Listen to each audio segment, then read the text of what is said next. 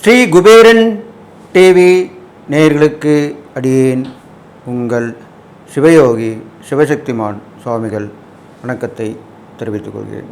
இந்த பதிவில் 12 ராசிகளுக்குண்டான மார்கழி மாத ராசி பலன்கள். இந்த மார்கழி மாதம் வருகின்ற 16/12/2024 முதல் 13/1/2025 வரை இந்த மார்கழி மாத பலன்கள் நடைபெறும்.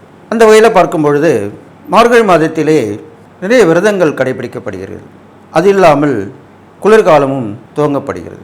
இந்த வகையிலே எல்லோரும் ஆன்மீகத்திலே நாட்டமாக இருப்பார்கள். விரதம் இருந்து அவரவர்கள் இஷ்ட தெய்வம் குலதெய்வம் இவ்வாறு சென்று வருவார்கள்.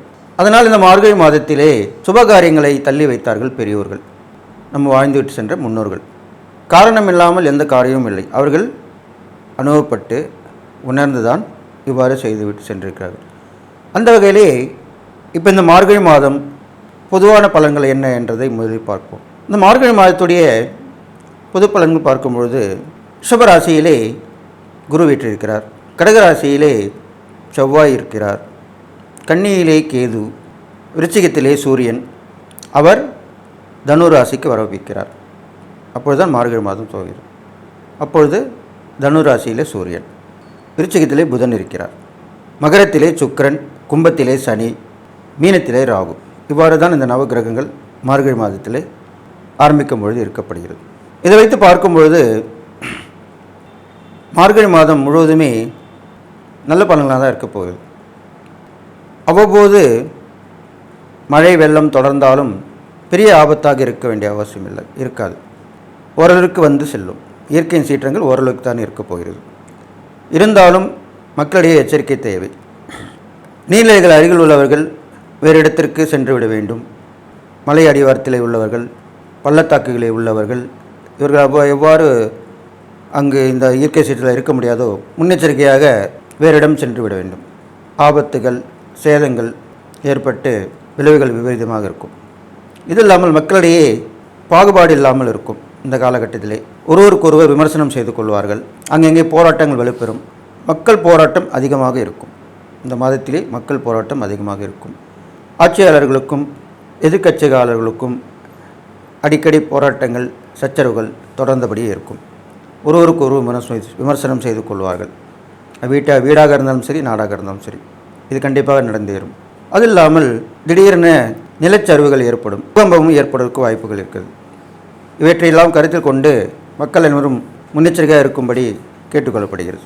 எனவே இந்த மார்கழி மாதத்திலே எல்லோரும் அவரவர்கள் மதம் இனம் மொழி சார்ந்த தெய்வங்களை வணங்கி, அவர் விருப்பத்திற்கேற்ற தெய்வங்களை வணங்கி, அப்படி அல்லாதவர்கள் இயற்கை கடவுள்களாக நினைத்து அவற்றை வழிபட்டு வந்தாலே போதுமானது. நிறைய பக்தி மார்க்கத்தில் சென்றால் இந்த மாதத்தினுடைய கெடுபலன் கூர்ந்து நற்பலன் தான் ஏற்பட போகிறது என்று சொல்லி இப்பொழுது 12 ராசிக்குள்ளான பலன்களை பார்க்கலாம். அன்பர்களே, இப்போது மேசராசி நேயர்களுக்கு சொல்லப் போகிறேன். மேசராசி நேயர்களுக்கு பார்த்தீர்களானால் இந்த மார்கழி மாதத்திலே கொடுக்கல் வாங்கல் ஓரளவுக்கு இருக்கும். குடும்பத்தில் அமைதி நிலவும். பொன்பொருள் சேர்க்கை ஏற்படும். இருந்தாலும் ஒரு சில நேரங்களிலே தைரியம் குறைந்து பய உணர்வு மேலோங்கும். அதுக்கப்புறம் பார்த்திங்கனாக்கா நிறைய பிரச்சனைகளை சகோதர வகையிலே சந்திக்க நேரிடும்.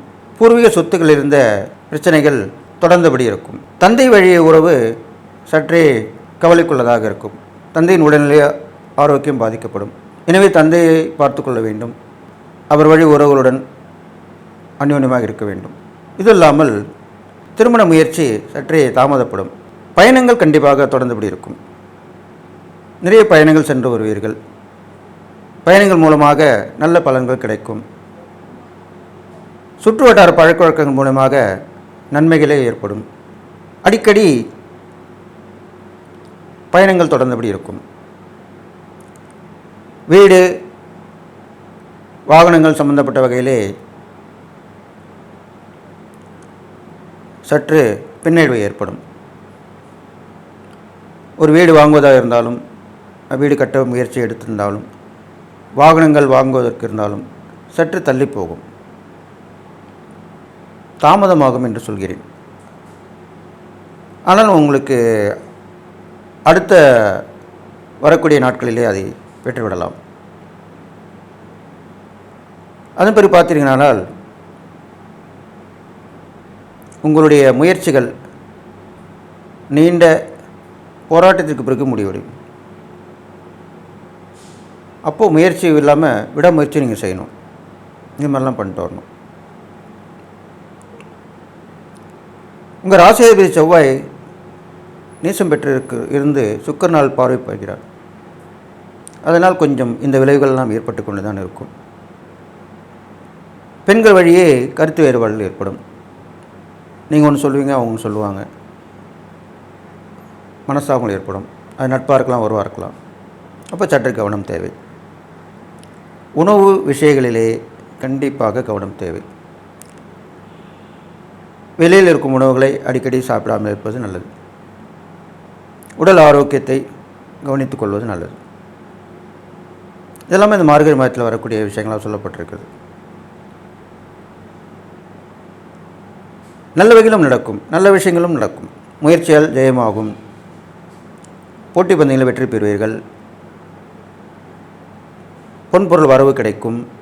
பணத்தட்டுப்பாடு தாமதமாக கிடைக்கும். பணத்தட்டுப்பாடு ஏற்பட்டு அதுக்கப்புறம் கொஞ்சம் சுமூகமாக முடிஞ்சிடும் மாத முடிவிலே. இது மாதிரிலாம் நடக்க போகுது. நீங்கள் செய்ய வேண்டிய இறை பரிகாரம் பார்க்கும் பொழுது உங்கள் ராசியாதிபதி செவ்வாய்க்கு முருகப்பெருமான் தான் அதிதேவதையாக விளங்கி வருகிறார். இருந்தாலும் மார்கழி மாதமாக நடக்கப்படியால் முருகப்பெருமானை செவ்வாய்க்கிழமை தோறும் வணங்கி வருதலும், சனிக்கிழமை தோறும் பெருமாளை வழிபட்டு வருவதாலும் உங்களுடைய கெடுபலன் குறைஞ்ச நற்பறிவிடும். இது இல்லாமல் அடிக்கடி உடல் சோர்வும் ஏற்படும். அதற்கு அவ்வப்போது மருத்துவ பரிசோதனை செய்து கொள்வது நல்லது. நீங்கள் செய்யக்கூடிய தான தர்மம் பார்க்கும் பொழுது விபத்தில் அடிபட்டவர்களுக்கு உதவலாம், இரத்த தானம் செய்யலாம், உடல் நோயுற்றவர்களுக்கு மருந்து மாத்திரைகள் அதெல்லாம் வாங்கி கொடுக்கலாம். இந்த மாதிரி நோய் நொடிக்கு தேவையான உதவிகள் செய்தால் மிகவும் நல்லதாக இருக்கும்.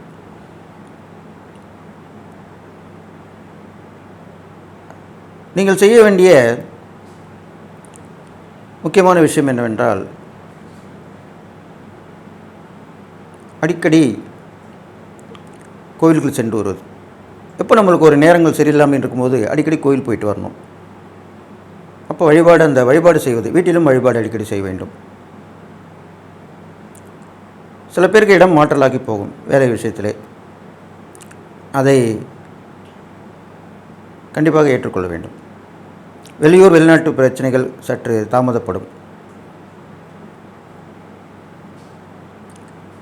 ஆகக்கூடி இந்த மாதங்கள் கொஞ்சம் மேஷராசிக்கு நன்மை தீமை கலந்த மாதமாக தான் இருக்கப் போகிறது. நான் சொன்ன இந்த இறை பரிகாரங்கள் தான தர்மம் மூலமாக இந்த மார்கழி பலன்களை கடந்து வந்து விடலாம். அடுத்து வரும் தை மாதம் வெகு சிறப்பாக உங்களுக்கு இருக்கப் போகிறது. எனவே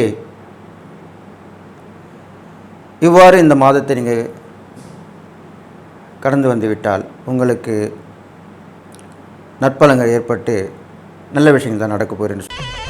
ஸ்ரீ குபேரன் டிவியை பார்த்தமைக்கு நன்றிகள். மேலும் இது போன்ற தகவல்களை தெரிந்து கொள்ள ஸ்ரீ குபேரன் டிவியை சப்ஸ்கிரைப் செய்யுங்கள். மறக்காமல் பெல் ஐக்கானை கிளிக் செய்யுங்கள்.